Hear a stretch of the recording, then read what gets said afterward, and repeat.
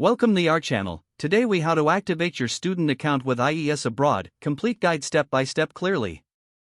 To activate your student account with IES Abroad, start by visiting the IES Abroad website. Look for the login option, usually located at the top right corner of the home page. Click on the login button to proceed.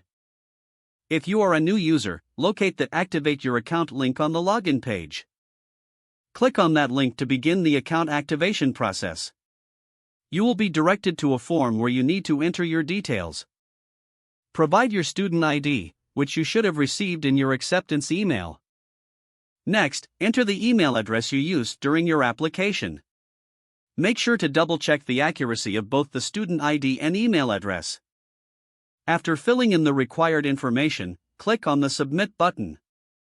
Once submitted, you will receive an email from IES Abroad with an activation link. Open your email inbox and locate the activation email. If you don't see it, check your spam or junk folder. Click on the activation link in the email. You will be redirected to a page where you can set your password. Create a strong password that meets the security requirements. After entering your new password, confirm it by typing it again in the designated field. Click on the Activate Account button to complete the process. Once your account is activated, return to the login page.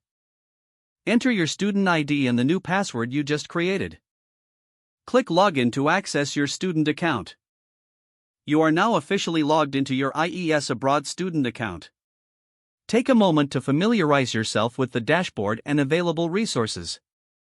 If you encounter any issues during the activation process, reach out to IES Abroad's support team for assistance.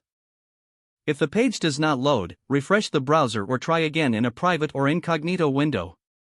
Make sure you are using the correct email address, then retype it carefully to avoid small typos. If your password is not accepted, use the reset option and create a new strong password you can remember. Check your spam folder for verification or security emails, then complete any requested confirmation steps. Don't forget to like this video and subscribe to our channel for more step-by-step tech guides.